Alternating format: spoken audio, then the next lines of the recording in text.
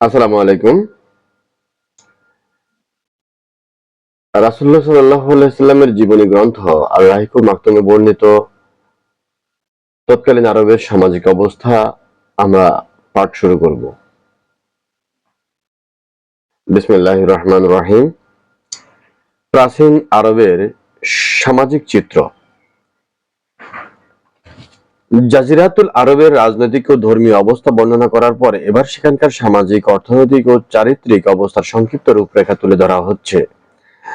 আরবের জনগণ বিভিন্ন শ্রেণীতে বিভক্ত হয়ে বসবাস করত। প্রতিটি শ্রেণীর অবস্থা ছিল অন্য শ্রেণীর চেয়ে আলাদা। আভিজাত্য শ্রেণীর নারী পুরুষের সম্পর্ক ছিল যথেষ্ট উন্নত। এ শ্রেণীর নারীদের স্বাধীনতা ছিল অনেক।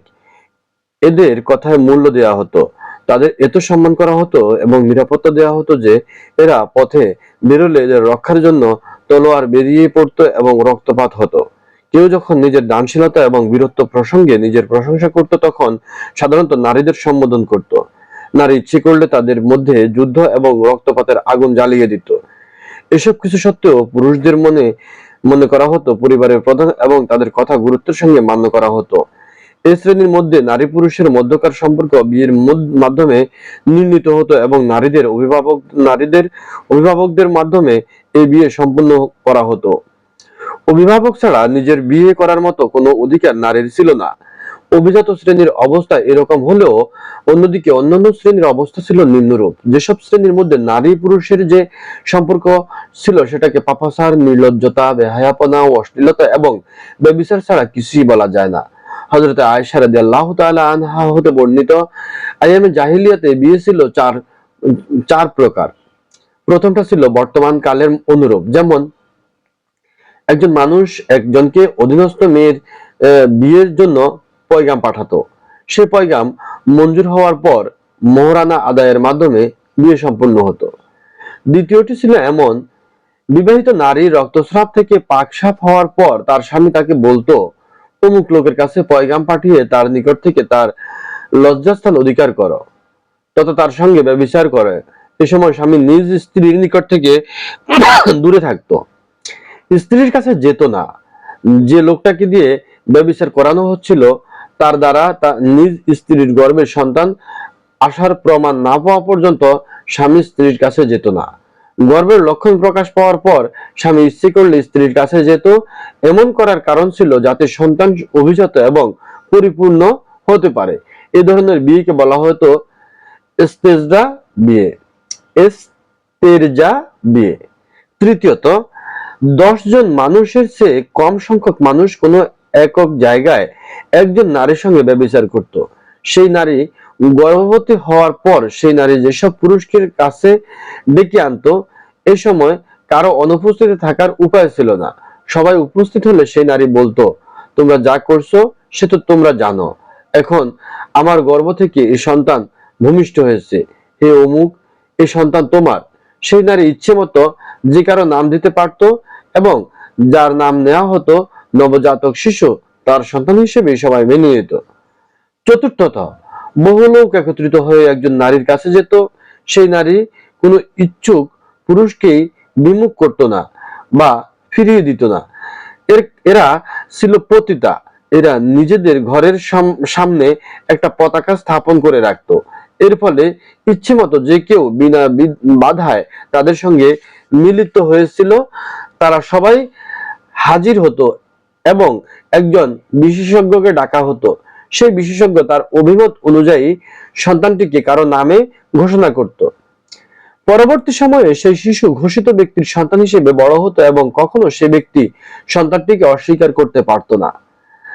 মানে হলো পতিতার ঘরে যে সন্তান জন্ম লাভ করত, সেই পতিতা সন্তান জন্ম লাভের পর ওই সমস্ত পুরুষগুলোকে ডেকে নিয়ে আসতো এবং একজন বিশেষজ্ঞ, তথাকথিত বিশেষজ্ঞ ডেকে নিয়ে আসতো।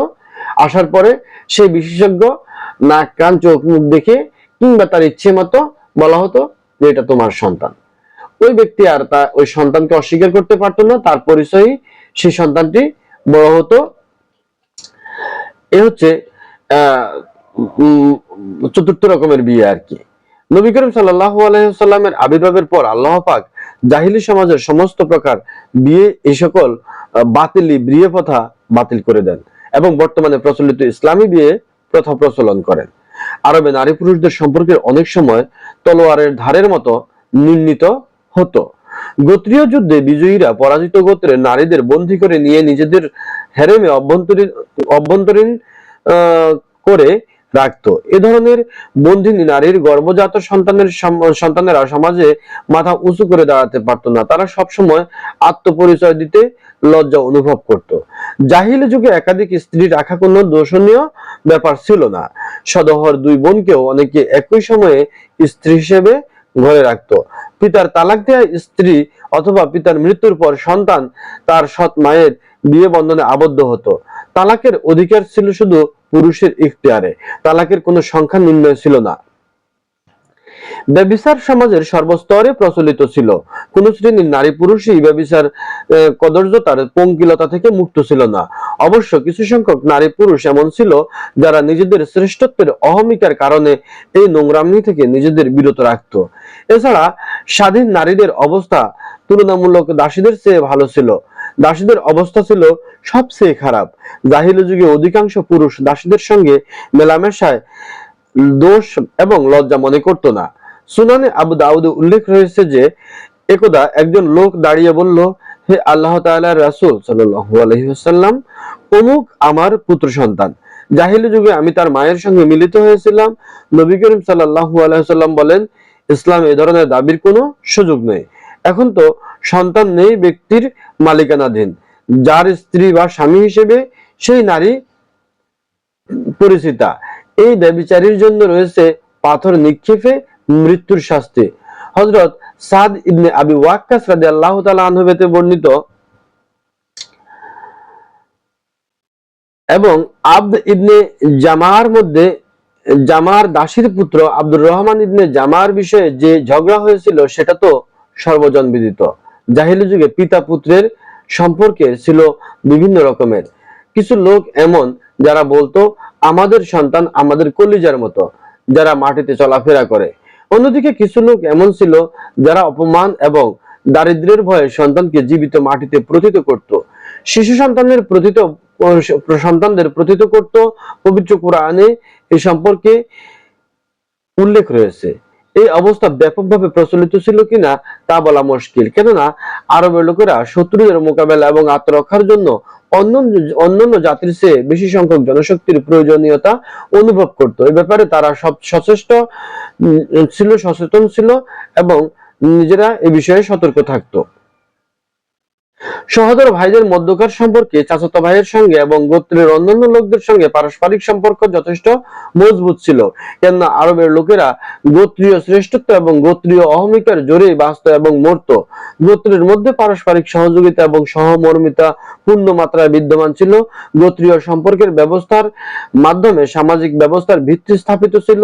তারা এই দৃষ্টিভঙ্গি লালন করত যে ভাইকে সাহায্য করো, সে অত্যাচারী বা অত্যাচারিত যা কিছুই হোক।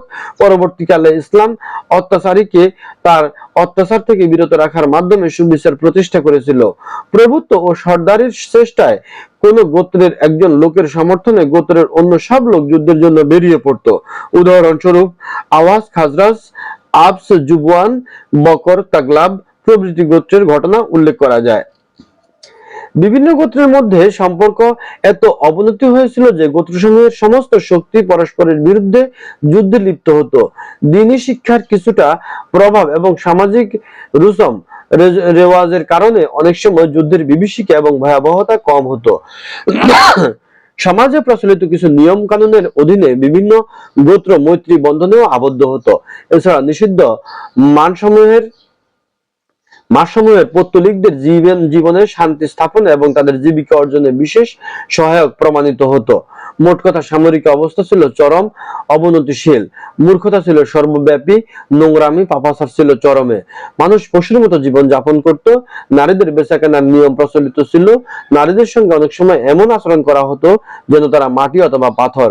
পারস্পরিক সম্পর্ক ছিল মানুষ এবং ভঙ্গুর। সরকার বা প্রশাসনের নামে যা কিছু ছিল তা প্রজাদের নিকট থেকে অর্থ সম্পদ সংগ্রহ করে কোষাগারে পূর্ণ করার কাজে এবং প্রতিপক্ষের বিরুদ্ধে সৈন্য সমাবেশের কাজে নিয়োজিত থাকতো। অর্থনৈতিক অবস্থা। অর্থনৈতিক অবস্থা ছিল